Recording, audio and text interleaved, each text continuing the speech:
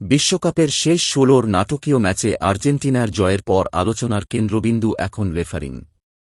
মিশরের বিপক্ষে ৩-২ ব্যবধানের সেই ম্যাচে একাধিক বিতর্কিত সিদ্ধান্তের জেরে তীব্র সমালোচনার মুখে পড়েছেন ফরাসি রেফারি ফ্রাঁসোয়া লেতেক্সিয়া।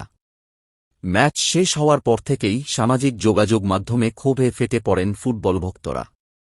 বিশেষ করে মিশরের সমর্থকরা রেফারির কয়েকটি গুরুত্বপূর্ণ সিদ্ধান্ত নিয়ে প্রশ্ন তুলেছেন। পরিস্থিতি এমন পর্যায়ে পৌঁছে যে ক্রমাগত ট্রল ও আক্রমণাত্মক মন্তব্যের মুখে পড়ে নিজের ইনস্টাগ্রাম অ্যাকাউন্টই বন্ধ করে দিতে বাধ্য হন লেতেক্সিয়া। জানা গেছে, প্রথমে সমালোচনা ঠেকাতে নিজের পোস্টে কমেন্ট করার সুযোগ সীমিত করেছিলেন তিনি, কিন্তু তাতেও সমালোচনার ঝড় থামেনি। শেষ পর্যন্ত পুরো অ্যাকাউন্টটি ডিঅ্যাক্টিভেট করে দেন এই ফরাসি ম্যাচ অফিসিয়াল। ম্যাচের সবচেয়ে বড় বিতর্ক তৈরি হয় যোগ করা সময়ে।